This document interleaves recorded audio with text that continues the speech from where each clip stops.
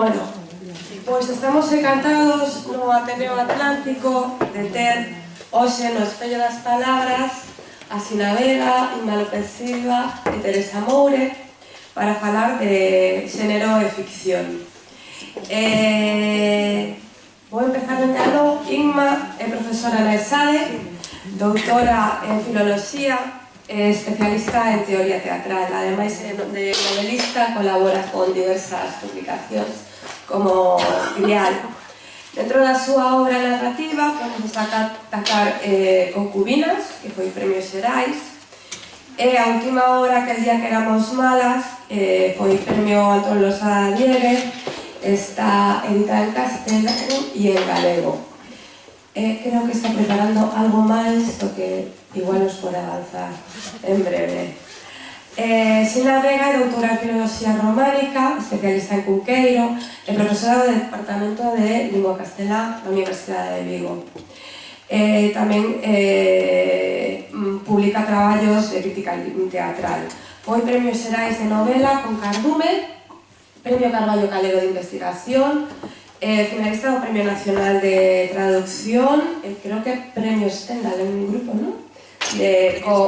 Premio Stendhal, para traducción dunha obra de Perec.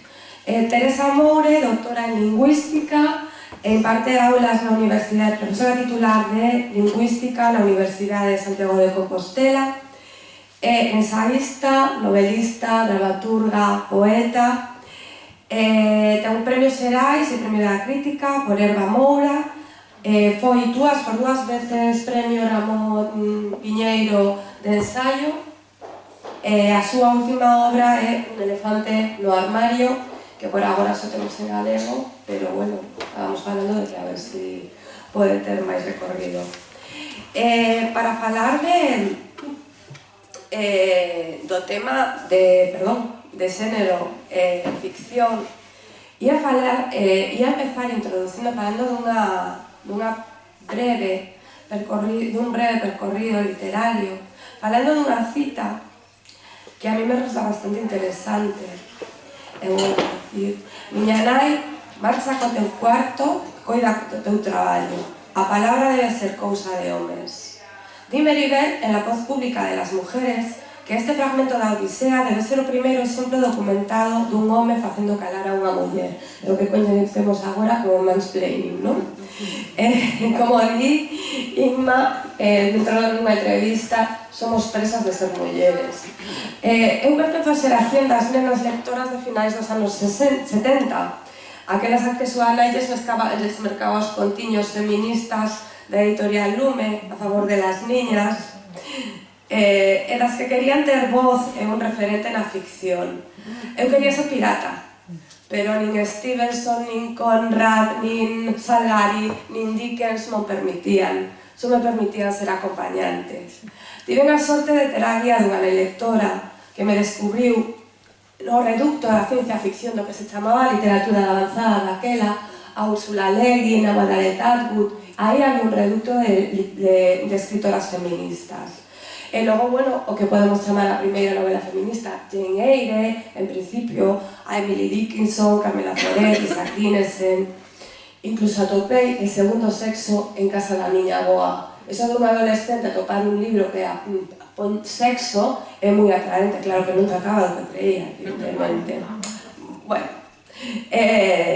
porque as mulleres nas clases de literatura, os que impartimos aulas, no fondo eran illas ignoradas. A imaxe da muller na literatura androcéntrica está representada por lóxicas binarias, a santa e a puta, a anxo e o demo, a dozura e a tolemia. A ficción heteropatriarcal nos condena a ser obxecto de deseo, pero cando somos nós o suxeito que desea? A musa, e todos sabemos as musas terminan moi mal, estaba pensando en Beatrice, en Isabel Freire, todas morren, a pobre Teresa de Espronceda, a todas nos matan, a puta, a pobre Margarita Gautier, a Celestina, tamén mortas, as adúlteras, Ana Karenina, Madame Bovary, se suicidan. A autoría vende autoritas e supón admitir a muller certo grado de superioridade intelectual, pero os libros que escriben as mulleres desaparecen rápido, porque, entre outras cousas, perciben menos recoñecemento e moitas veces non pasan da primeira edición. A propia Sina Vega di nunha entrevista que o desexo de ser escritora ia mesmo pudrindo dentro antes de escribir Cardume. En Embargastés, o 80% dos lectores somos mulleres. Nós facemos posible a literatura. Falar de discurso feminista implica falar de diferencia e dende a diferencia. Entón, supón adoptar unha postura como autora e muller, legitimar un discurso autobiográfico e reivindicarnos hasta a ira, hasta a carrase, como fixeron Anne Sexton ou Silvia Plath. A muller, ao contemplarse no espello das palabras, terá que resignar a linguaxe androcéntrica que se lle devolve. Cando a muller se apropia do discurso, se mira a si mesma a través do espello e ve un outro co que non se recoñece. Aí nace a escrita da muller. A voz masculina se revisa, destrúe e reconstrúe, subvertindo o discurso androcéntrico. Así fai, por exemplo, Lendeljas, unha das personas en Elba Moura, cando di, a partir de aí, Hélène decide ser Hélène. Volvemos ao Homero, quería rematar falando do Homero outra vez, cando empeza a Odisea e di, cuéntame, musa, a historia do home de múltiples camiños, de múltiples sendeiros. Eu sempre quixen ser unha muller de moitos sendeiros, non unha musa. E aquí só me queda comentar que poderíamos subvertilo como Xoana Torres, en Nós tamén navegar. Pois, quen quera de vos introducir ao vosso discurso... Falamos de ler un pouquiño, non? De ler un pouquiño, poñer exemplos das vosas obras. Xina, si queres. Ou empezades vos, ou... Tedes... Bueno, comezo eu así simplemente, supoño que moitas de vos xa destes, pero para acercarnos un pouco a de que falamos, non? Cando estamos aquí. Eu vou vos ler un anaquiño de Nadie duerme, pero na súa versión original, en Ninguén dorme, en galego. Un anaquiño que comeza... Aquí estou, intentando tirarlle importancia, dixo ela. Importancia? Que o que che doe? Ensinoulle o papel da clínica. 340 euros por unha vida que non desexaba. Algo común, algo que sucede, cada día, cada hora, algo normal.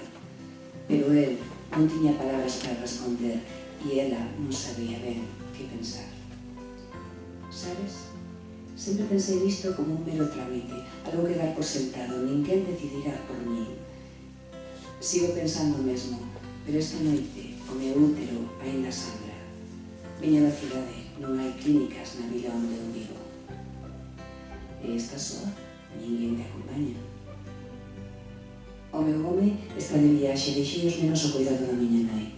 Prefiro facer isto soa, un trámite na sombra. Pero esta noite síntome rodeada de fantasmas, un peno alén, un peno aquén. Eu decido e intento reducir o problema a dimensión biolóxica. Un agromo cercenado, apenas un burullo, unha noz, unha bebida, esmagueina, machucaroma. Arrepínteste agora? Non, non é iso. Non o desexei, non o quero, pero tomar a decisión de facelo desaparecer é algo moi grande, demasiado para mí, para calquera. E para que traelo se todo este escuro se non hai alegría?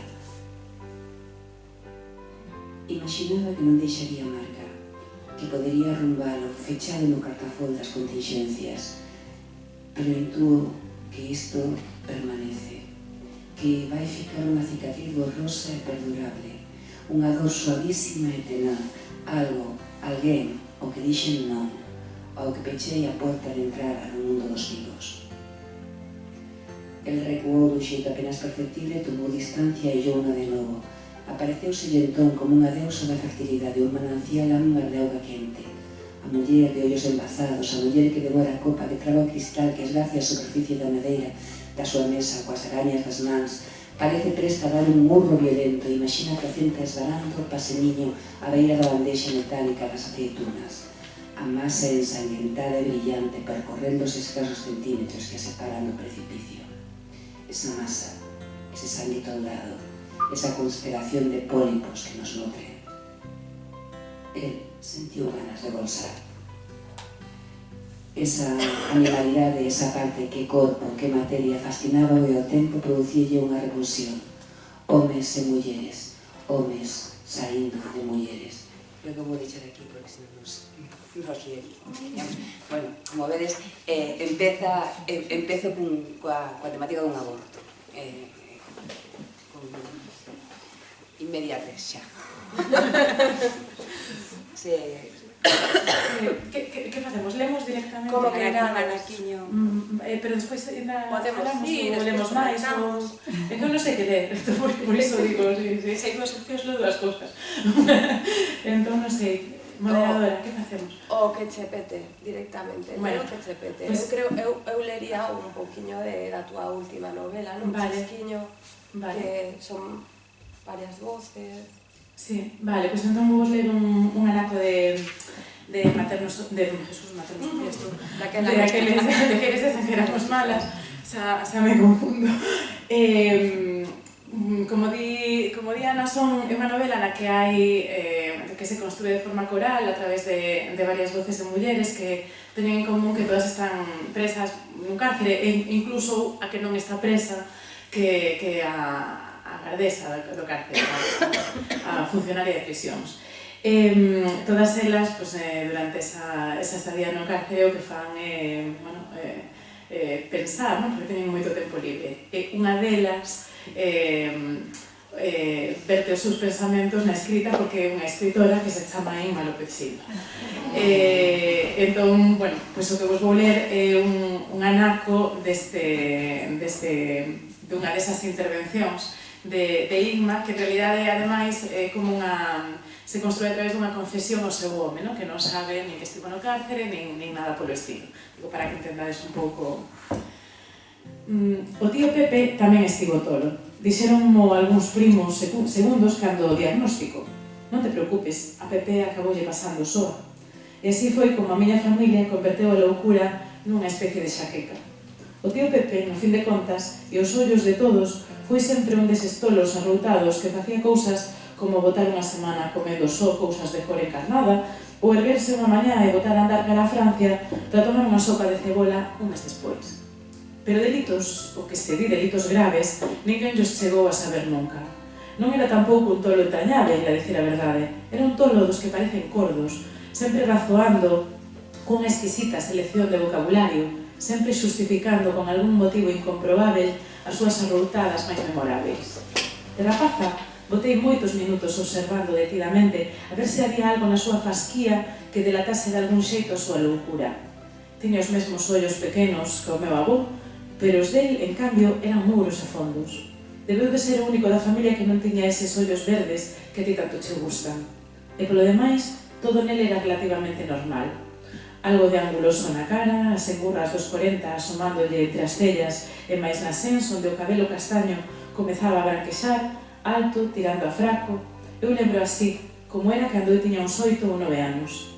E quizás porque sabía que estaba tolo, foi polo que sempre me emperrei en que se imitaba o Don Quixote dos debuxos animados, aínda que entre eles non había aparecido ningún. Ainda diré, pero xa hai moito que non fago unha idea de cal será a súa apariencia. E diso tampouco terá culpa nin ti, nin a nena, nin sequera a prisión. O tío Pepe, daquela, amosoume os vagalumes. Foi no lusco-fusco, noutro verán.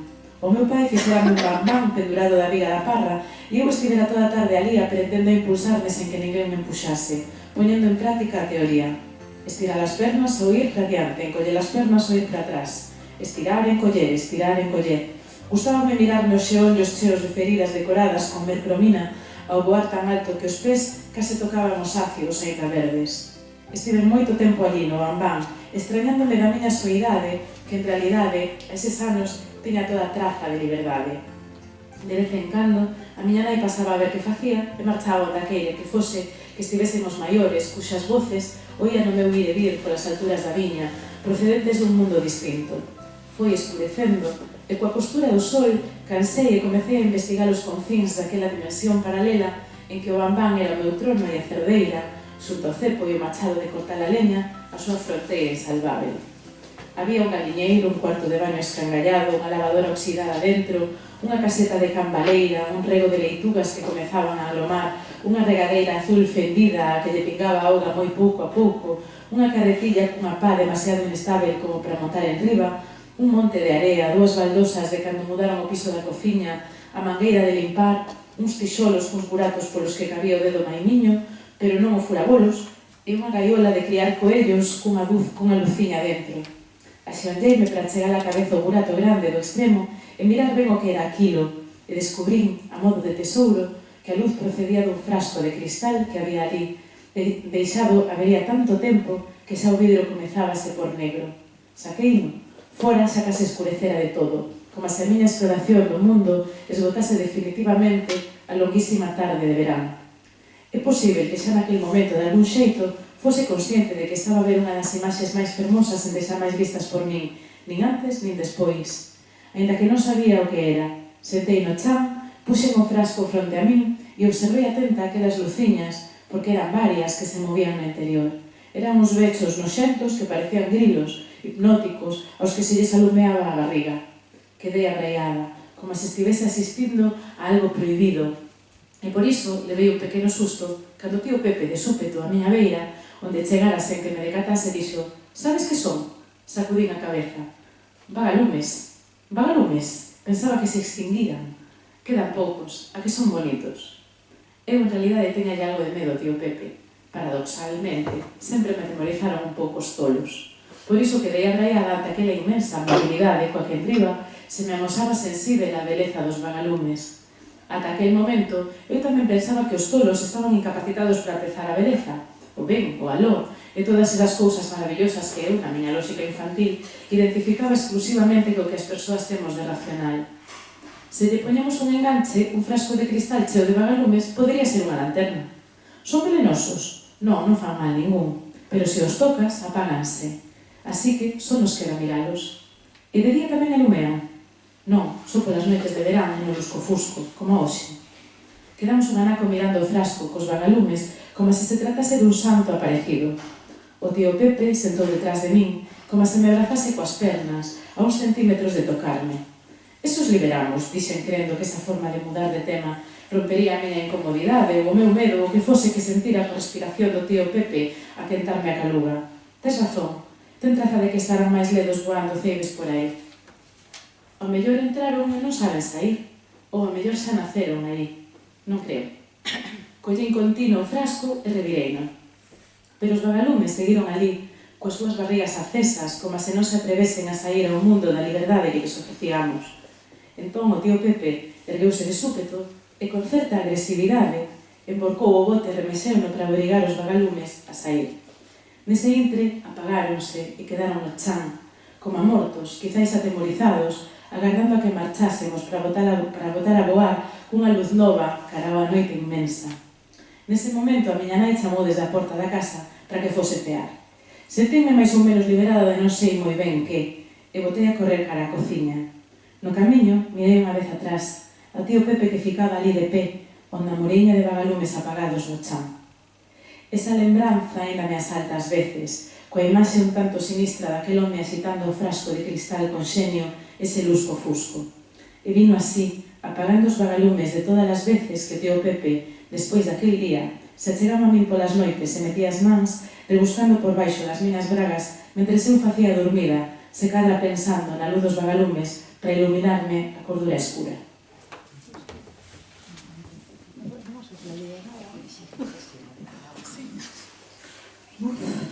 Verdade, é difícil agora continuar lendo.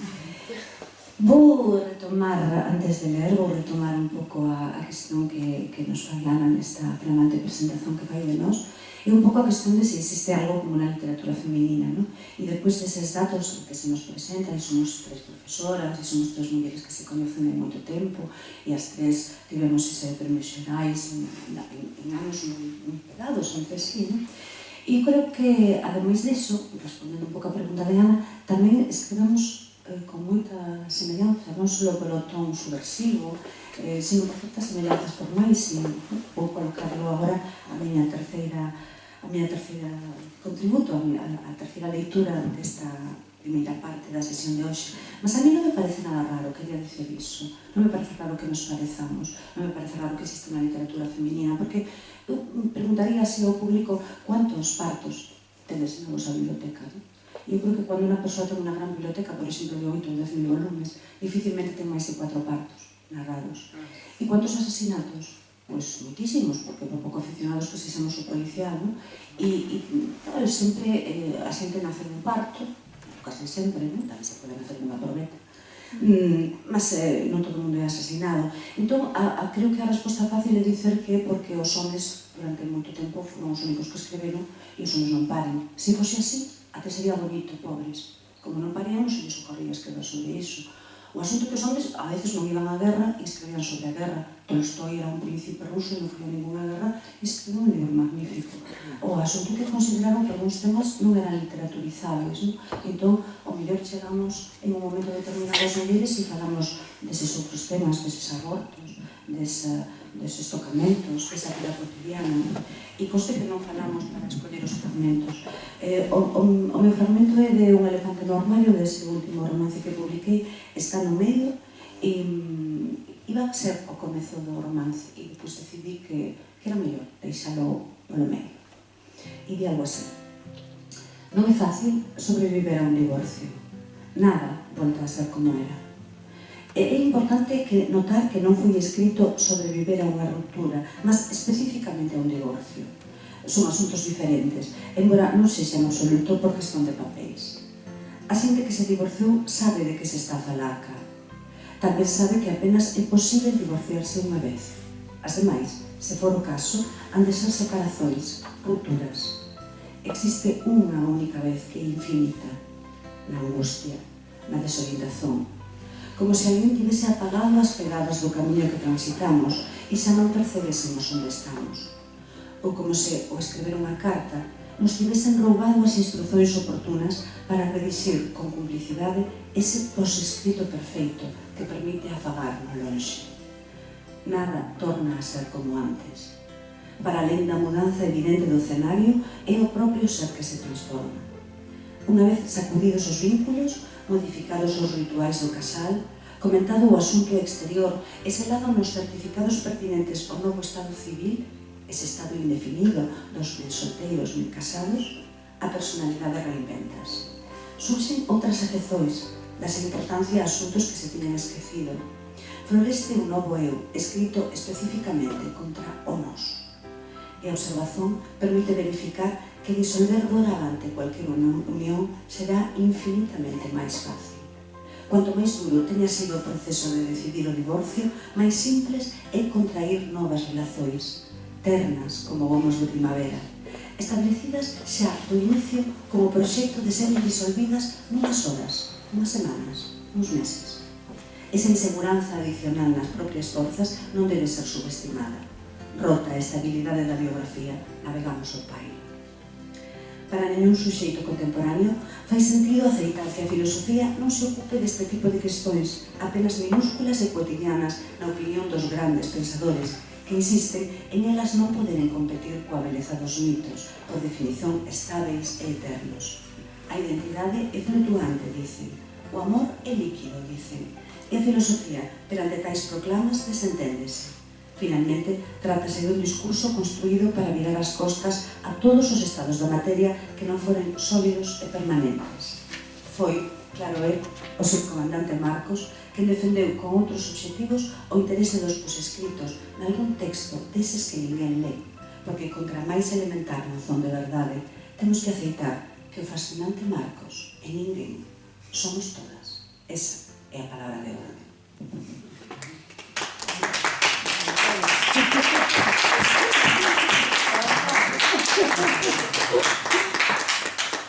Hai un punto en común na crítica literaria feminista, no que se fala de que a escrita feminina, a escrita de mulleres en xeral, tende a polifonía e o fragmentarismo, e pon como exemplo a escrita de Virginia Woolf.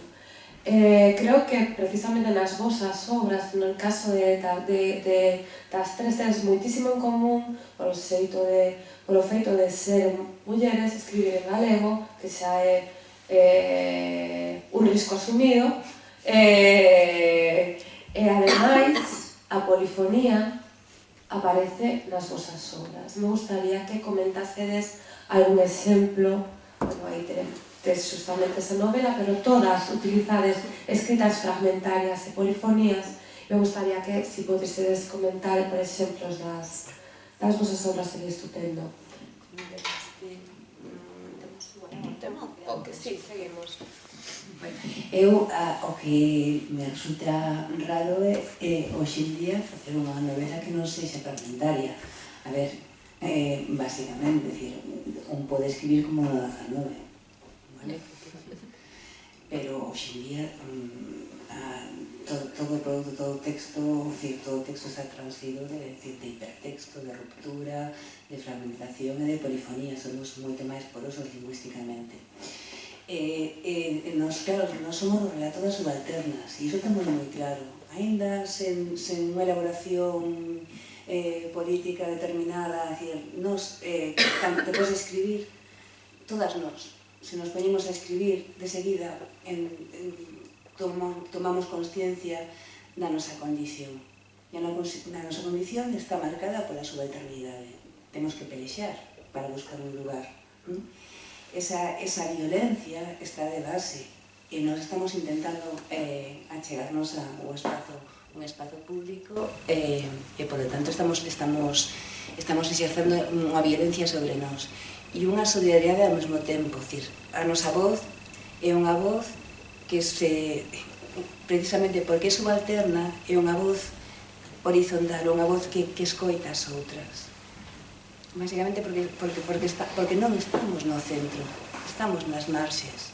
E aí onde escoitamos, onde nos sentamos e observamos. É unha posición de enunciación, non? Moi diferente, non sei. Bueno, non funciona. Como non funciona? Sí. Non fai falta. Sí, eu estou de acordo con Xina. No meu caso, eu intentei escribir unha novela tipo do século XIX que era A memoria de cidades sen luz, que aquí Forcadela definía como unha especie de Forrest Gump porque a ese protagonista lle pasaba todo, non? E eu creo que, despois, pensando moito nesta opinión del que sempre me fixo moita gracia porque é certa, eu deime de conta de que en realidad a ese protagonista lle pasaba todo porque eu quería contar moitas cousas. E era contradictorio en realidade co feito de ter unha única voz, non? Eu creo que ten moito que ver con esa conciencia de estarmos na marxe, non? De optar adrede por un discurso descentrado no que nós mesmas necesitamos poñer moitos puntos de vista para poder explicar o que queremos explicar, porque non fomos educadas para plantexar o noso punto de vista, o noso propio punto de vista, non? É como é o contrario do mansplaining, non?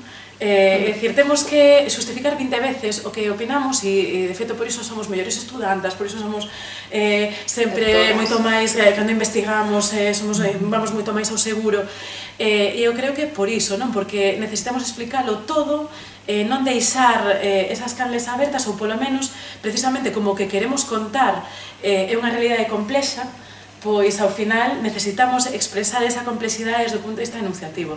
E ademais, claro, vennos como melas filloas, pois toda esta posmodernidade que temos en riba, donde sí estamos formadas na lectura fragmentaria, nos discursos polifónicos. Eu creo que sendo como somos e contando o que nos interesa contar, pois nos sentimos cómodas nese discurso, non? Nesa novela, de feito, é gracioso porque é a única novela que non teño neste estilo máis polifónico e fragmentario, e ainda así hai algo diso, porque se ven é certo que sempre a voz do mesmo protagonista, el en realidad está falando permanentemente da verdadeira protagonista, non? Que é a muller que o cría. Entón, eu nesa novela, fíxeno conscientemente, eu escribira despois de Concubinas, que é unha novela moi complicada, con moito ir e vir, con moito discurso diferente. Eu necesitaba escribir esa novela cómoda, non? Esa novela decimonónica que unha lei de principio a fin, sabe onde empeza, onde acaba, onde vai. É certo que me sentí incómoda escribindo, quedei contenta, pero sempre tiven a sensación de que era demasiado simple o que contaba, non? De que no fondo xa nesa estrutura máis decimonónica eu nunca me iba a topar totalmente cómoda. Entón, esa estrutura, ao final, a emprego basicamente para o relato e este tipo de cousas máis breves, non? Que sí que requiren esa concisión. Pero na novela necesito máis voces. E creo que, no fondo, forma parte do discurso patriarcal que me formou. É dicir, que sinto que para que se entenda ben o que quero dicir, teño que plantear varios puntos de vista, non? E logo, esa é unha cuestión estilística persoal, que me gusta xogar coas voces enunciativas, me sinto, digamos, creativamente ben nese xogo lingüístico, ás veces me sae a vena de filóloga. As tres somos filólogas tamén. Sí, eu concordo basicamente cos dos puntos de vista. É certo que creo que no momento actual non tería ningún sentido unha novela decimonónica e probablemente tampouco os autores as practican ou as practican muitísimo menos, non? Mas tamén entendo que está relacionado co tema de poder. Efectivamente, un escritor decimonónico ten o mesmo punto de vista moral cando enxuiza os seus personaxes que ten o seu leitor ideal. E entón pode contar o que este personaxe pensa, o que fai no cuarto de baño, o que fai na súa intimidade, o que fai no sexo, o que fai... porque sabe se o vai tratar como bo ou como malo. Cando se rompen as estruturas de poder, e supoño que as autoras somos conscientes de pertencer a un contrapoder, para que sexa lóxico o que estás escrevendo, tens que darlle a volta aos puntos de vista. Mas eso estaba tamén no que comentabas ti, decía Inma que ela gostaba, e tamén teño a idea de min de que gosto de facelo así, mas non estou certa de se gostou me autocensuro. Tamén podería ser que cando eu, e isto sería parte dun proceso inconsciente, que cando unha de nós está escribendo, a idea de que vai ser vista, en que medida son eu a Ana Brauer, que está aquí. Como estou certa de cuántos leitores van dicer si son. Cada vez que escribes algo en primeira persoa, especialmente se a descripción dun polvo, eso vai ser visto como tú mesma, aí estás radicalmente. Entón, como sabes eso, como esto recibes, entón empezas a dar a volta e ver como ven a ese personaxe, as súas amigas, e as súas amigas a queren, e entón ven as puntos positivos. E tú... Claro, se hubiese unha autocensura, aí sería moi perigoso e teríamos que investigalo, porque normalmente, cando estás creando, sí que, mesmo non sendo ti, sí que te enamoras dos teus personaxes, de algúns deles. E despois creo que teño tamén outra explicación un pouco máis cutre, as vosas, son profesoras de literatura, e as de lingüística somos máis pero as de literatura sempre andan con estas cousas da polifonía e tal. E eu creo que non temos tempo, o sea, que como escribimos aos poucos, tú estás aí que pus a olla express, e nese momento escribes un microcapítulo, e despois xa está, xa saiu o resultado, paras a comer, saen microcapítulos por cuestión de que estamos a outros ritmos. E se fósemos Mario Vargas Llosa, pues... Logo ia mentar a Bicha, pero antes de mentar a Bicha pistolera, claro, ia retomar o teu concepto, porque ia citalo eu e faceros a pregunta de como, fronte a idea do lector ideal, efectivamente, cando se desenvolveu a idea do lector ideal dentro da crítica, do literario, nos anos 70, etc., como afronta, primeiro, todo ese imaginario que provoca o autor masculino, que crea o autor masculino dentro do lector ideal. E como se virte dende unha autora. Como se resignifica? A quen vai dirixido? Quen é o lector ideal? No vosso caso. E despois, o que ti falabas, a autocensura, a culpa. Como se vertella todo isto? Ai, a culpa. Acaba de ser un pouco mal. Moi mal. A culpa. O lector... É moi curioso porque, en realidade, as túas obras, tanto aqueles días que éramos malos como a de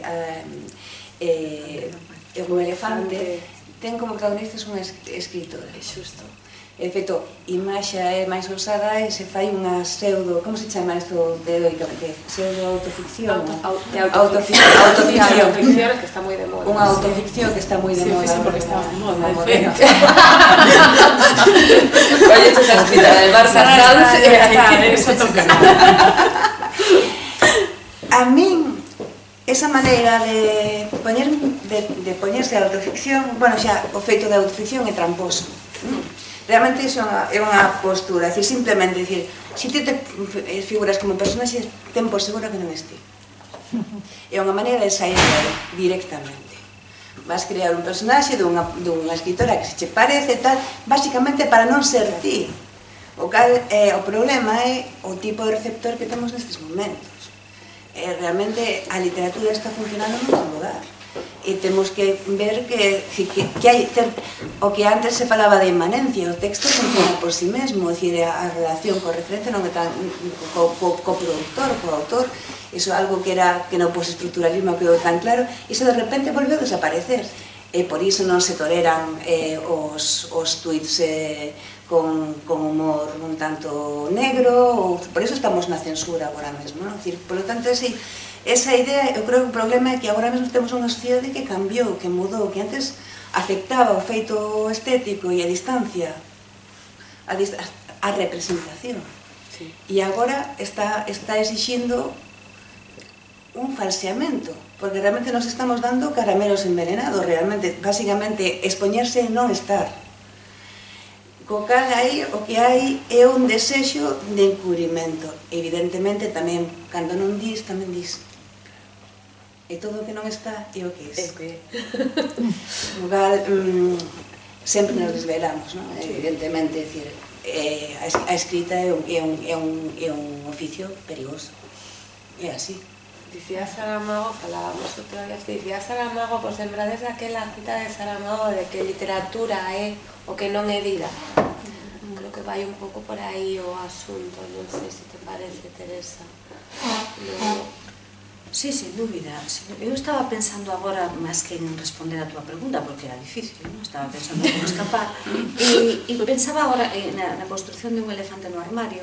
Para mí, a historia tivo dúas relacións, non? Houve un primeiro proceso no que eu pensaba en escribir un romance curto, como decía antes Inma, unha cosa para descansar, e era un romance curto con unha ferida de amor, de Anna Brauer, da protagonista, un pouco filosófica, mas unha cousa intimista, poética, de prosa poética. E aí estaba, acabar. Daba por fechado. E entón un día naceume, como un parto total, naceume un personaxe que eu adoraba, porque era un tipo malvado, machista, descrido, e decía todo o que se lle ocorría. E cuanto máis, eu iba a escribir outra cousa, entón vi que encaixaba perfectamente en o que podía observar a Ana, e podía ser o voyeur de Ana. E este tipo que iba a unha conferencia e empezaba a pensar o que faría coas mulleres. E eu mesma me sorprendíame de eu, desde a miña óptica feminista, as machistadas que estaba escribendo.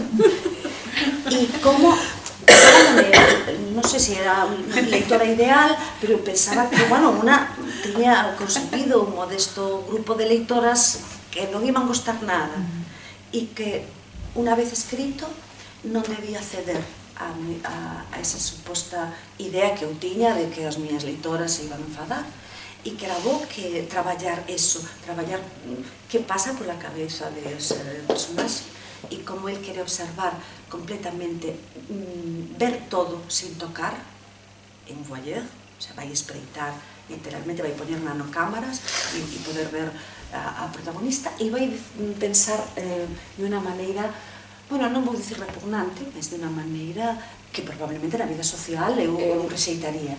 Mas eu gostaba desa escape, desa traballo anticensura, eu sabía que estaba pecando, non? Culpita. Eu creo que só así se pode escribir pecando, realmente. Si non, para que escribimos? Non crees? A mí me mola que me deas absolución. Logo, ese non, a función darche ao público, pero quero decir, esa sensación de ir contra os teus límites, de forzarte, non? Que é iso, ao fin e ao cabo. e ir contra a tua censura, lóxicamente. Ti, cando te sitúas, supoño que ti tamén, non? Vas a decir, por onde renxo? Vamos a intentar. Eu fago pola vía contraria. A min me custa, fíxate, ti escribes sobre Guayer e eu teño un punto exhibicionista. Entón, eu digamos que penso na provocación ao lector ideal. E entonces, para min esa provocación é xogar con autoficción, xogar a que se cuestione onde están os límites da realidade e onde os límites da ficción. Entón, por exemplo, me sinto moi cómoda en discursos do tipo, como maternosofía, en textos que son entre ensayístico, confesional, etc., o New York, que son libros nos que realmente quen lé non sabe exactamente onde empeza a verdade e onde empeza a ficción. E de feito este libro vai un pouco por aí, o que pasa que digamos que fai que caia todo un pouco máis do lado da ficción, lóxicamente, porque é unha novela, non? Pero sí que me sentí moi cómoda nese punto de decir, só eu estou sabendo ata que punto te estou provocando, estou sabendo hasta que punto me estou exhibindo, non? Tamén é pecado. Eso tamén é pecado, claro. Pero o que pasa que é un pecado pola outra vía, non? Digamos que digo, vale, como eu ademais son así, que sempre digo todo e tal, pois aí tamén lo digo todo, non? E sí que me parece, o sea, que é parte da subversión, non? Que desde a que quero escribir eu, non? O sea, decíamos ao principio que todas teníamos ese punto subversivo, e creo que sí. O que pasa que eu tamén penso que depende un pouco do momento da vida que te pille ou do interese creativo que teñas nese momento, non? Entón, eu creo que todas efectivamente levamos un pouco esa... creo que queremos provocar, senón non escribiríamos, non? Eu creo que levamos esa provocación no cuestionamento do que é pecado, non? Literario e intelectual, pois de maneiras distintas, non? Entón, eso, nun momento dado o faz espíndote totalmente, en outros momentos o faz creando un personaxe que é totalmente inesperado, incluso para ti mesma, non? Pero claro, eso ao mesmo tempo tamén te fai afondar en algo que descoñecías de ti mesma, non? Que decía, ata que punto eres capaz de imaginar aquilo que che parece noxento, hasta que punto eres capaz de imaginar o que non só non farías, sino que discursivamente rexeitarías e ademais te plantarías con unha pancarta, non? Pero ti estás lo creado, te estás metendo na cabeza dese personaxe, porque no fondo tamén eso te axuda a construir o discurso, non? En contra diso. Eu creo que forma parte, son fórmulas creativas diferentes, pero que van ao mesmo, non? A que nos, creo eu, queremos provocar a ese lector ideal que a priori non só nos lee de outra maneira pola súa formación literaria como lector ou lectora, ainda que eu creo que o masculino aquí ya cae, non? Senón que ademais está disposto a xulgarnos como mulleres escritoras dunha determinada maneira, non? É unha forma de decir, por menos no meu caso, decirle, bueno, vale, pois atrévete a xulgarme porque aquí te estou contando o que son, non? De todos xeitos, hai algo que sí que nos distancia, porque esta idea da autoficción, de proxectarnos, de introducirnos moitas veces como personaxes nas nosas novelas, vedes que realmente ten unha frecuencia moito máis elevada na escrita femenina. Non crees? Sí. Claramente. E iso eu creo que pasa porque, nos escribimos co corpo. A cuestión é o corpo. Creo que nós necesitamos nomear, facernos visibles, facer visible a nosa natureza, que non está nomeada para existir. Aí hai algo diferente, non? Que eles non teñen. Concordando, sí, ia decir o mesmo, que concordando soa todo quizáis unha cita dentro da escrita da autoficción gay, por exemplo. Sí, a autoficción gay. Estaba lembrando a Luis Martín ou a... Hervé Guida. Sí, aí hai certa tamén organicidade, corporeidade, porque está a corporeidade. Efectivamente. Necesitamos nomear brutalmente o que pasa polo corpo. Cosa que non é tan evidente na literatura masculina, creo. Necesitamos ou obrigarnos? Obrigarnos, vamos. Obrigado. Bueno, porque eu creo que tamén o que quería marcar.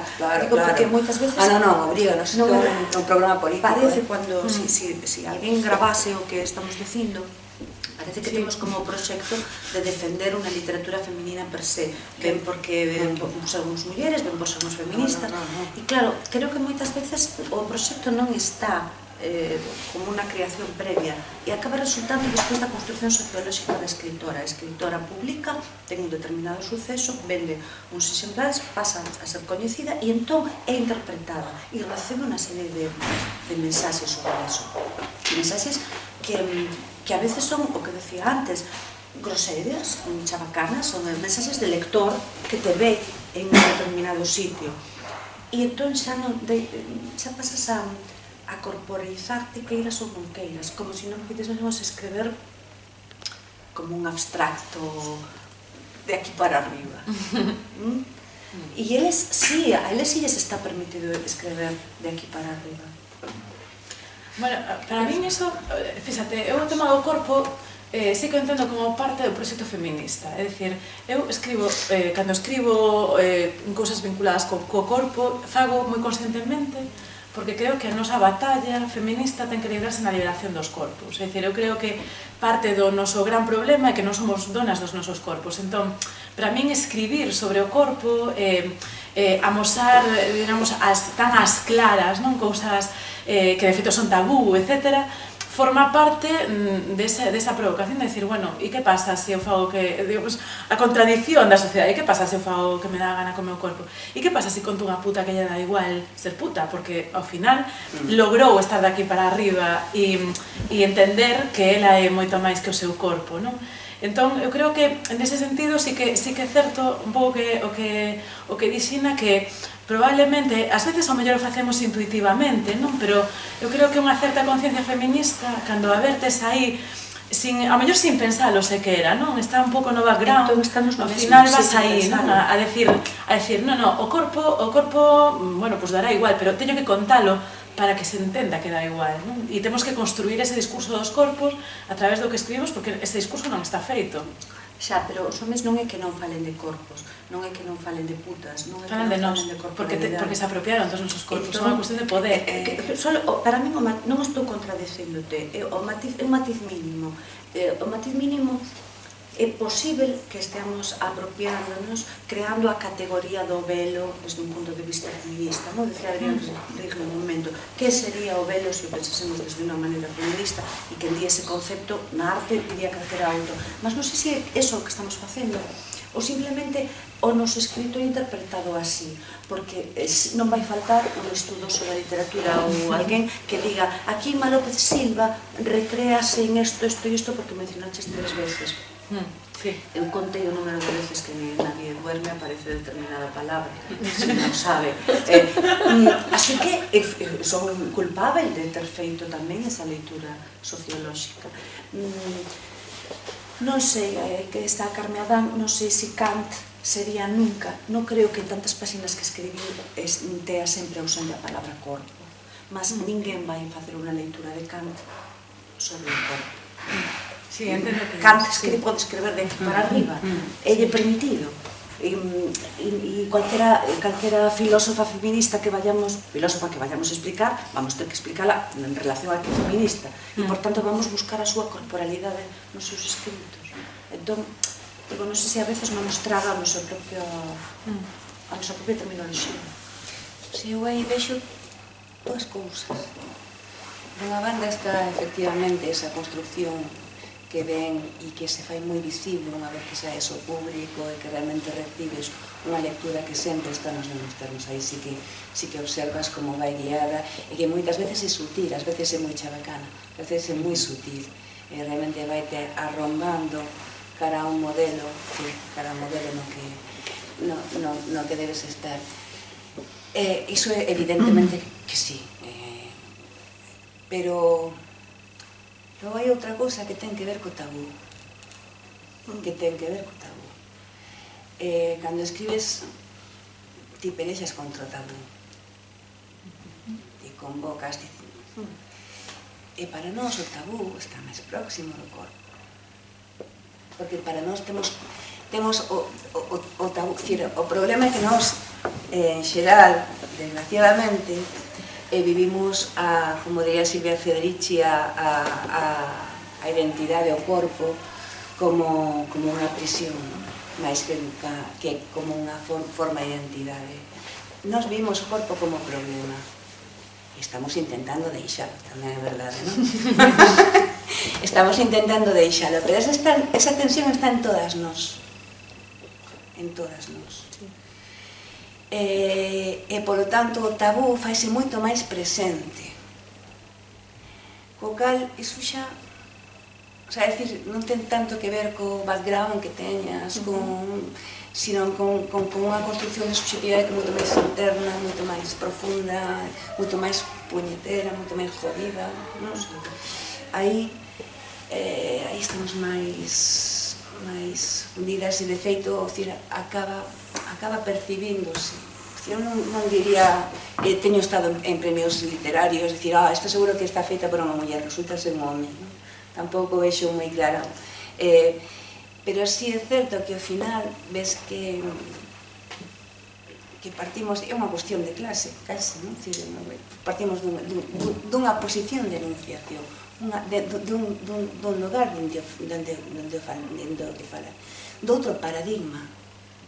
Estamos enunciativamente noutro paradigma. Non sei exactamente cal, pero estamos noutro. Bueno, é a miña opinión. Ia plantexarvos outra pregunta que se avanzaba antes, os pistoleros. Os compañeros, xa falamos do lector ideal, iba a falar casi do editor ideal e de repente me veu a cabeza Chus Visor e as súas declaracións as declaracións de Chus Visor, o grande editor de poesía en España, que di que as mulleres non escriben ben poesía, prácticamente ninguna. Eso dixo. Un par. Bueno, tamén se me ocurría, cando veu Siri Husband a presentar a súa última novela e fixo esa famosa entrevista a Carlo B, sempre o pronuncio fatal, Nausgard. Ella dixo, facía nas súas novelas, cita moitos escritores, e a única escritora que cita é a Kristeva. E Siri Husband lle pregunta por que, entre tanto autor, entre tanto escritor, só citas a unha muller, a Kristeva, e el resposta é que é a única coa que me podo medir. E logo, pois, bueno, Vargas Llosa e esas citas maravillosas como que a última destes días o feminismo foi o peor que lle pudo pasar á literatura, non? Bueno, como enlazamos todo isto? Dende unha perspectiva de autoras, de lectora, de 4 filólogas e de 4 feministas. Como se enlaza? A mí é que me dan a Tanto risa. che ten que te ten. A mí é que me dan má sopla, sabes? Porque sigo enlazando con que o 80% dos lectores somos mulleres. claro, eu creo que isto é a voz do pataleno, non? Realmente, eu creo que non só, digamos, últimamente, que me parece bastante evidente que algo se está movendo, algo está pasando, non? Pero xa desde hai uns anos, non? Bueno, eu xa máis é que o vivín moito, non sei se a vos tamén vos pasou, pero eu sí que o vivín moito, además, como estou escribendo unha cousa sobre isto, precisamente, lle dei moitas voltas. Eu vivín moito porque empecé moi nova na literatura, e entón era como unha especie de bofetón permanente, non? Era unha cría e encima era tía.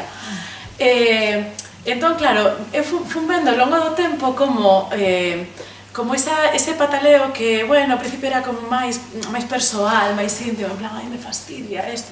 Claro, se está socializando porque realmente esa provocación das mulleres escritoras, das mulleres intelectuais, está sendo moito, por sorte, ademais, está sendo moito máis generalizado, entón é moito máis evidente que estamos usurpando os seus espazos. Entón, no fondo, ten unha mentalidade moi adolescente, porque en vez de asumilo e irse a un lado, ou en vez de coller e asumir que hai sitio para todos, non, están no ataque a outra, non? Porque no fondo tamén é iso que son eles, non? É dicir, esa ostentación permanente do poder que ninguén lles pode quitar, e menos unha muller, non? Entón dame a risa, porque nin eles mesmos, co listos que se supón que son, non? Nin eles mesmos se dan de conta de que en realidad teñen a batalla perdida. Sí. Agora non sei por que vou lanzar con algo non ten que ver, pero coa sentenza da manada, por exemplo, que podes ler realmente, a lectura é positivísima, realmente, que se cree unha situación de alarma social, todo un país saindo, temos que estar moi contentos desta última, a parte da loucura da sentenza en si mesma, pero sí foi unha demostración de todo un país de interclase, realmente de unha, e por primeira vez moitas das nenas que están abusadas, que sofren abuso, nenas ou maiores, o que fose, nos botellóns, de repente din, pois o mellor non é tan normal, e a primeira vez que pasa, porque eso que lle pasou a rapaza nos Sanfermíns está pasando continuamente todos os botellóns da contorna. E de repente, pois o mellor non é tan normal. O cal é un triunfo maravilloso. De repente, é unha pataleta e esa caspa que ven, porque estamos movendo os marcos. Estamos movendo os marcos claramente. Outra cousa logo é... hai unha cousa de todos xeitos no mundo editorial que me molesta un pouco. Este movimento, pero vai acabar desaparecendo. Agora mesmo o mundo editorial sigue estando demasiado en mans de homes. Agora mesmo o mundo editorial está en mans de homes, nos primeiros os que deciden as publicacións, ou senón hai editoras pequenas, comprometidas, que son de mulleres, pero que funcionan en circuito marginal. Agora mesmo temos esa distancia. Supoño que, como con todo, acabarán chegando a postos. Necesitamos, como auga de maio, bueno, mellor que non caia auga, pero que ter editoras en grandes editoras é fundamental, e cando está a piques de pasar, en canto pase, xa non haberá partido para Vargas Llosa directamente, non? Sabes que pasa? Que esa batalla tamén se libra nas agencias literarias. Creo que é máis complexo que quen dirixe un editorial. E ese cambio xa se está notando, no sentido de que... Pero as agencias literarias sempre foron de mulleres, desde os 70. Sí, non. Bueno, pero logo de Europa, tíos que... Moitas tías lendo. Eu estive a piques de entrar na agencia de Balseis como lectora. Moitas tías. Por eso, son as tías as que están lendo... Pero da igual, ti podes facer un informe pésimo dunha obra. Pasoume moitas veces facer informes pésimos e vale, publicamos. Basicamente porque dirían, vale, es pésimo en relación con que? Con a tua lectura. Claro. Pero claro, iso significa que, bueno, que pode ter que pode dar pasta. Son criterios diferentes. Entón, as axentes literarias están funcionando con criterios literarios. Sí, e as editoriais con criterios económicos. Claro. E as institucións? A RAC? Sí, pero non deixa de ser un divertimento. Tampouco, non sei, queremos estar na RAC, claro, queremos estar na RAC porque é unha cuestión simbólica, porque realmente a RAC, a importancia que ten é de carácter simbólico. E esa loita temos que facer porque tamén temos que estar nos espazos simbólicos que nos visibilizan e que nos empoderan simbólicamente, pero forma parte das súas pataletas tamén. Temos que estar, Teresa. Es que non contestei a pregunta anterior e me quedé con... Vale. A mí, se me podes pasar o número de teléfono deste tal Chus... Creo que lle fai falta probar algunhas experiencias. A mí me parece sexualmente moi excitante. Pero, ten unhas melenitas. No, o sistema de documentales, desde o documentario de Vargas Llosa, do feminismo e tal, todo isto me parece sexualmente excitante. non vou facer ningún outro comentario. Eu isto intelectualmente negome a valoralo, literariamente razoar, non razoar, a mí simplemente me pone moito. Entón, o número de teléfono está para isto, o servicio destas causas. Efectivamente, eu creo que chamas a editorial Visor de poesía e a ti te... Creo que pode estar disposto a... Mucha melenita, quere probar, quere unha melenita Horrorosa, melenita, mira, xe cho digo, Teresa, que non sei eu. Entón, un pouco seguindo desta liña punky ou das institucións, pois idesme perdoar, pero non fixemos tanto discurso contra o poder, dicindo que éramos cohesivas e que chegábamos de outro lado para, a meu ver, dicer que queremos integrarnos nas institucións. E eu sei que, bueno, que todos os poderes tenden a ser, todos os contrapoderes tenden a ser tentados e fagocitados polo poder central. E entón, unha das expresións que se utilizan, a meu ver máis equivocadamente, e que eu son máis un pouco Foucaultiana, mas iso é antigo, é que é simbólicamente importante. Pois non sei que se fixo simbólicamente importante para a causa das mulleres desde a RAG, xa que o mencionades, pero que se fixo algo, non me enterei. Creo que sería tan bonito libertar as persoas que están na RAG, abrir as negras, que voasen tranquilamente polo mundo, pudesen por fin aprender lingua. Sería tan interesante que non sei o caso de que a alguén lle interese ainda unha institución que se chame Real. Ademais de academia, Real. Bueno, e vamos, non... Unha cousa, falabades antes da cuestión, empezastes coa cuestión da polifonía, algo que existe desde hai tempo e tal, bueno, chegastes a decir que eso caracterizaba máis ou menos actualmente a escrita das mulleres. Enlazo isto co que decía Teresa respecto a escribir de xeito abstracto, porque sí que é certo que hai unha cousa que chama moito a atención. Eu, polo menos no pequeno campo onde me movo da literatura experimental de carácter máis ou menos formalista, apenas hai mulleres. Entón, moi poucas, hai 3 ou 4 está Garreta e 3 ou 4 matemáticas que ademais fan poesía en París e tal.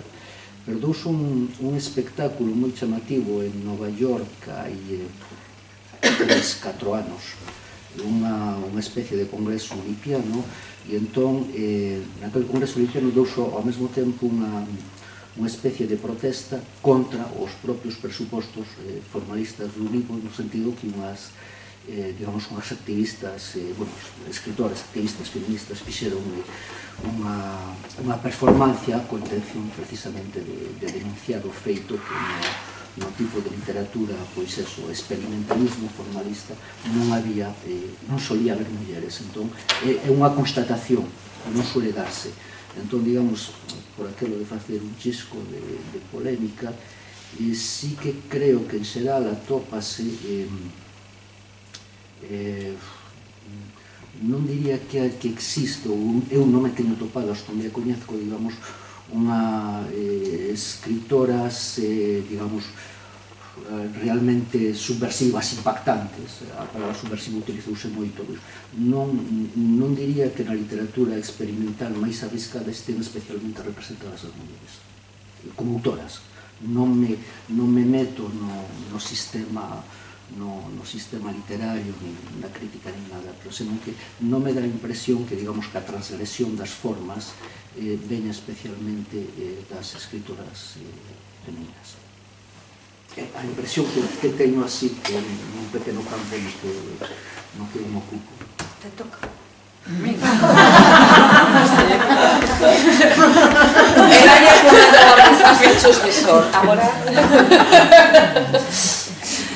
Home, chama a atención que non atopes a mulleres especialmente impactantes tendo a Angarreta, a túa adorada Angarreta, non? Que realmente é unha... Bueno, polo que eu sei, os ambientes perequianos, ulipianos, son ambientes creados. O grupo de literatura potencial creouse alrededor dos anos 60 en París, de homes de alrededor de 50-60 anos. É un modelo matemáticos. tendencia matemática. Non é eso, é un modelo, eso é desviar a cuestión. Non é eso, en xeral se... E unha das cousas que me chama a atención cando me achego os ámbitos perequianos realmente eu percibo un machismo latente moi acusado, que ten que ver probablemente co mundo da ciencia.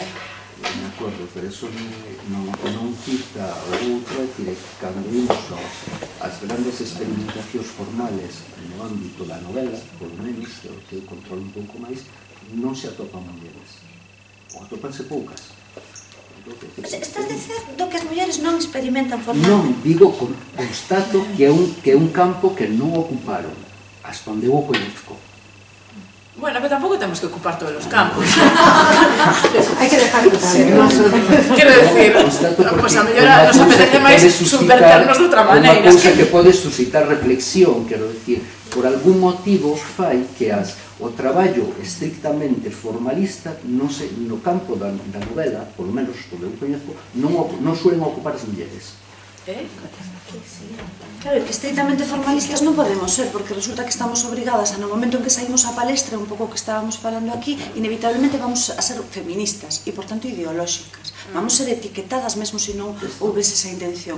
Entón, nunca vai ser únicamente unha proposta formal, sempre vai ser unha proposta desde eso que estábamos chamando alteridade ou o que podes chamar de cualquier outra maneira. Creo que nos está negada sociolóxicamente a posibilidade de... Non sei, plantexo a cuestión porque eu simplemente o constato que é así, pero é algo que chama a atención. Que chama a atención porque, entre outras cousas, precisamente o traballo das formas é traballo ideolóxico. E entón, o que chama a atención é precisamente cando o discurso feminista o que fai é adoptar formas enteramente conservadoras. Isto é algo, claro, isto é algo chamativo, quero dicir, cando o traballo formalista se fai contra o discurso do poder, como de construcción do poder, cando se fai un discurso feminista desde o discurso da representación, que se pode chamar, pois se está facendo desde unha aceptando as formas discursivas tradicionais. E creo que todos os modernos e usados moitas palabras e moi difícil de entender, porque digo eu, que é isto de experimentación formal que estás utilizando? Que é experimentar formalmente na novela que estás dicindo que as mulleres lles é negado? O sea, dar exemplos en que consistiría. Eu podo dar un exemplo. Tes Perec, tes Roussel, sin ir máis longe, tes Danielewski. Pero podo dar eu exemplos do contrario dentro do seu contexto histórico. Virginia Woolf, a corrente de conciencia e a polifonía. Quero dicir, temos contido e forma. Bueno, podo dar Nese exemplos, momento. claro, como estamos falando de literatura europea, pero no teatro, por exemplo, as mulleres son, creo eu, incluso máis experimentais, moito máis arriscadas.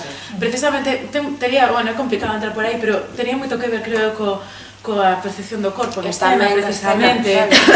Quero decir, non sei, Pina Bausch revolucionou a danza. E dende a poesía mellor, estou pensando en Luz Pichel ou xente así, non? Claro. Antes Carme Adam tamén querías facer un comentario, non sei se... Unha pequena reflexión, porque eu non sei moi ben o que é subversivo, non o tengo moi claro. A maioría dos nomes que citades non os coñezo, porque é unha cuestión, vamos, igual posiblemente, eu sí que non son posmoderna, ademais, se non quero, pero para nada serlo, o sea, que sinto.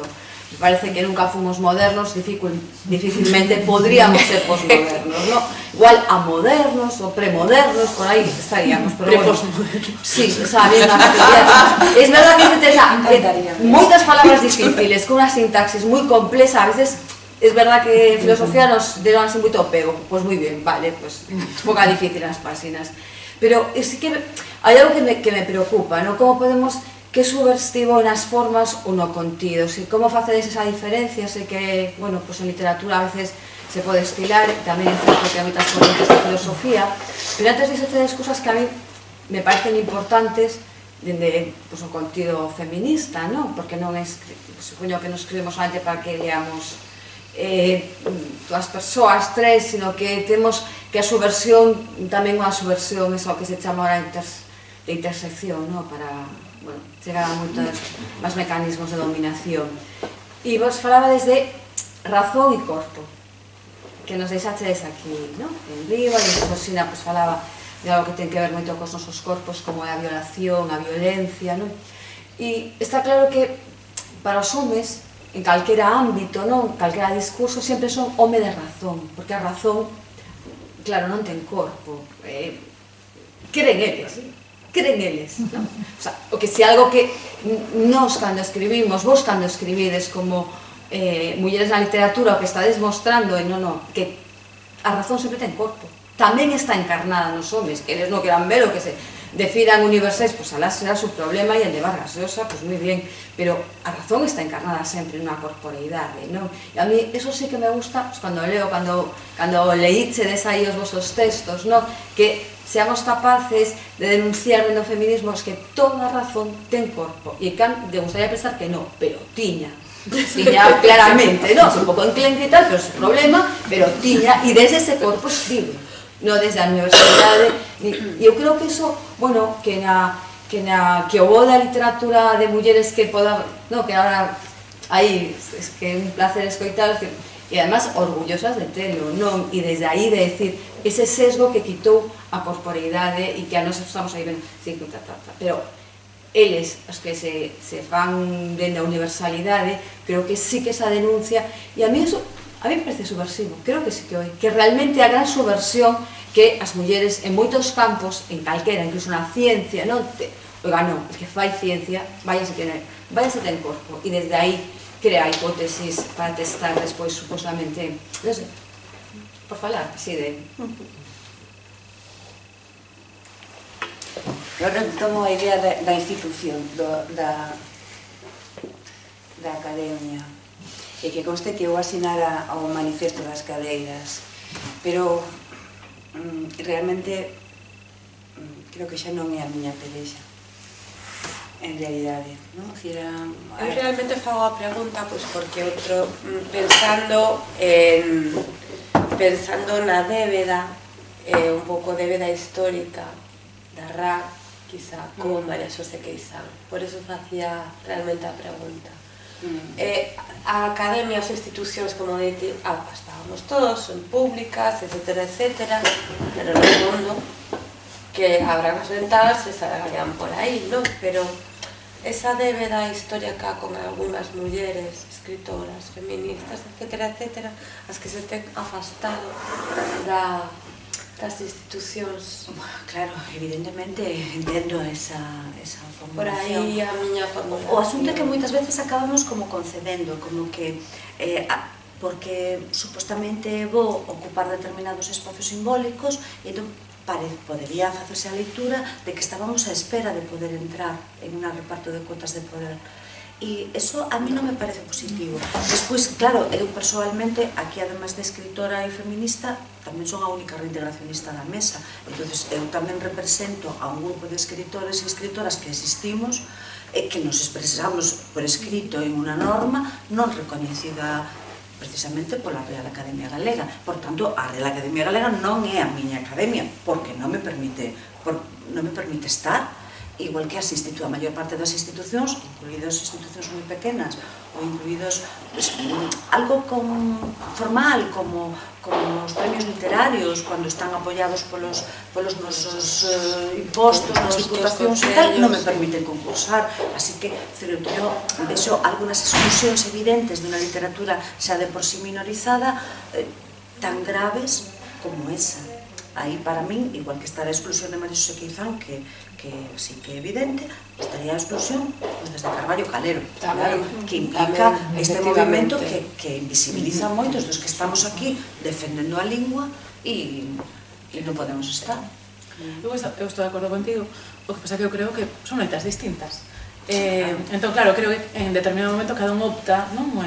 Eu fui un impulsora daquele manifesto e claro, eu entendi a moitas das que non asinastes nese sentido, sobre todo porque ademais hai un discurso que non só me parece legítimo, sino que concordo con el, que é o discurso anti-institucional. É dicir, un apodo de decir, non, eu non estou de acordo con as institucións porque o que quero verdadeiramente é mudar as estruturas de poder, que un pouco, creo que aludía ahora sin decirlo, Regina. E é certo, e desde o punto de vista persoal casi hasta podo concordar con iso, pero desde o punto de vista político eu creo que as institucións están aí e van a estar sempre, e polo tanto, se o feminismo aspira a tomar os espazos de poder que foron usurpados ou que nunca tivo e debería ter tido, pois ten que aspirar tamén a tomar as institucións con todas as contradicións que teñen as institucións, porque eu de feito teño pensado bastante niso. E moitas veces pensei, a política que tivo a RAC con Carballo Calero, por exemplo, con as exclusións tradicionais ou co propio reintegracionismo, se houbera máis mulleres sería así. Porque eu creo que donde nos centramos realmente mudamos as formas de facer as cousas. E esa idea de abrir as anelas, sabes? Entón, non sei, claro, é un pouco facer contrafactual, sabes? Non me podo aguantar sin decir que cando entrou Margaret Thatcher, por exemplo, bueno, xa...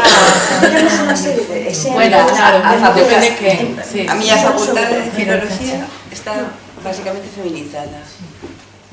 Non digo máis. É un lugar dunha violencia e dunha mezquindade infinita. Para mí é un tema interesante porque a veces isto só é falado desde perspectivas machistas. Por iso é interesante que alguén con un discurso feminista diga non me vale que un corpo de muller ocupe unha posición de poder por ser un corpo de muller. Exactamente. Entón, a mí non me parece que porque as mulleres teñamos unha especie de riquiñismo.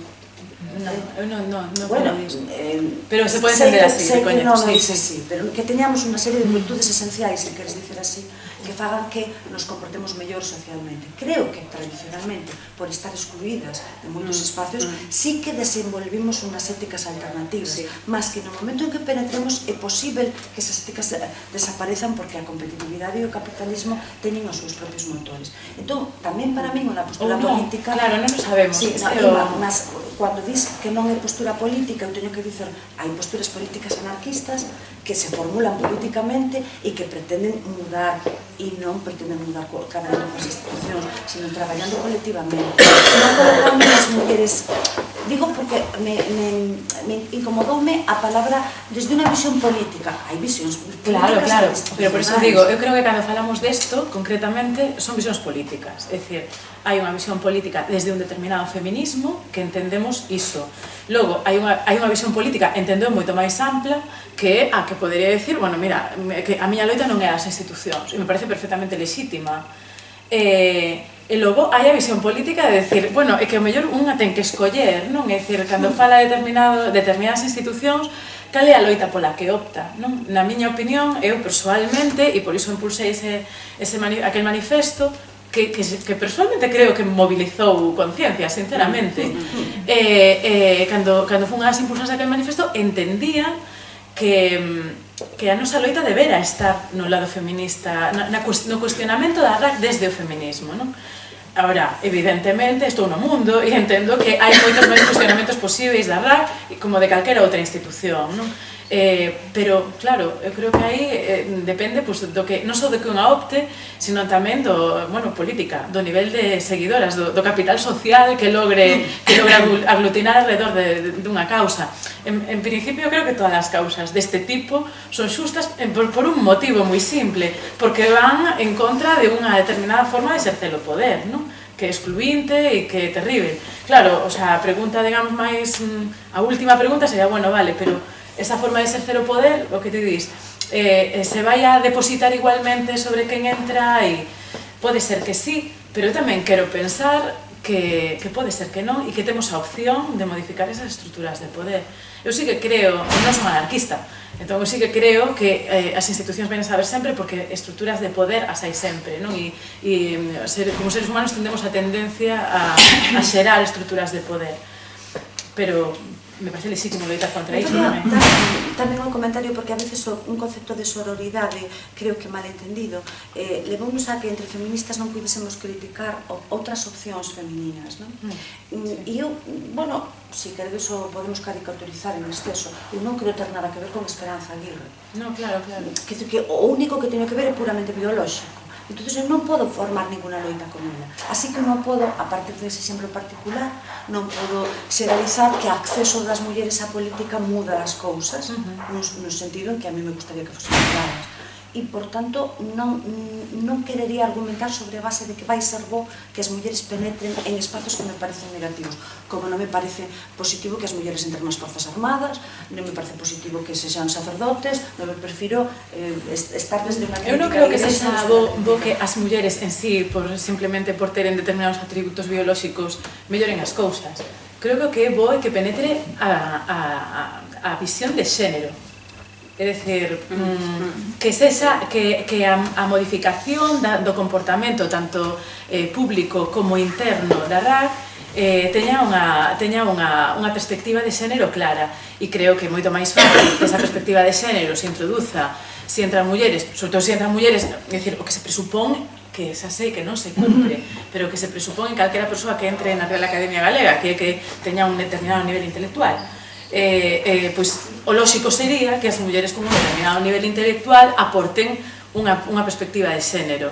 Pode ser que non pase, é certo, pero debería pasar, e digamos que no momento en que impulsamos aquel manifesto estábamos pensando en que iso pasaría, e por iso creo que sí que se moveu algo, porque algúns dos que estaban dentro, efectivamente, non dunha forma, non para botar cohetes, pero sí que introduciron unha certa mirada de xénero, non?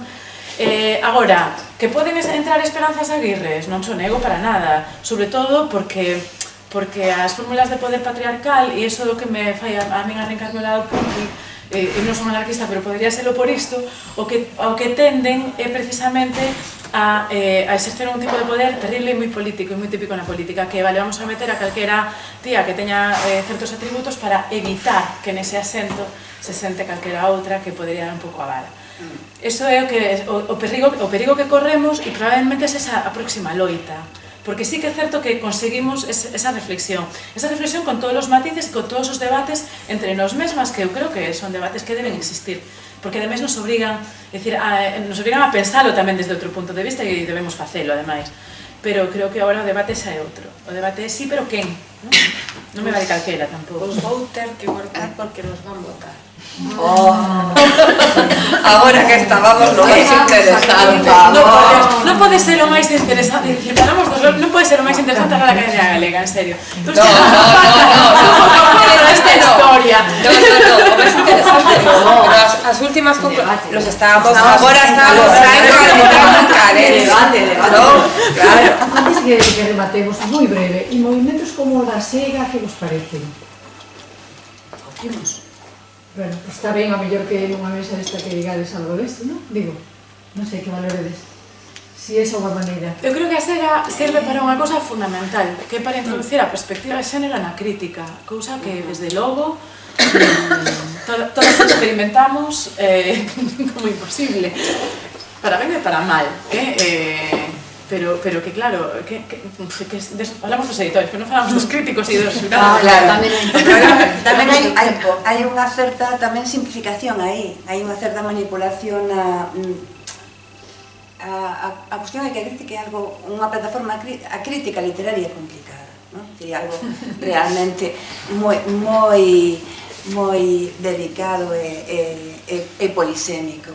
E o problema de crear espazos fortemente ideoloxizados para elaborar lectura crítica levan a que esa lectura crítica non achegue, decir, na miña opinión, os estándares de calidade que eu espero dunha crítica, inevitablemente por tal e como se conforma, cunhas balizas ideolóxicas moi determinadas.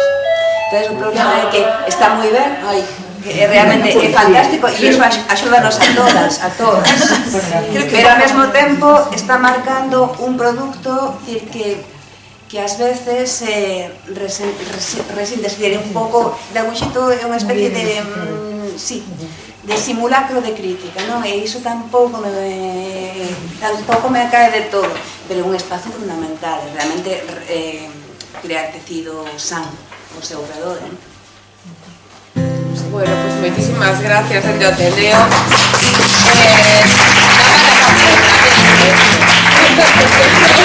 Me quedamos moitas cosas por falar. Sí, moitísimas gracias por vir.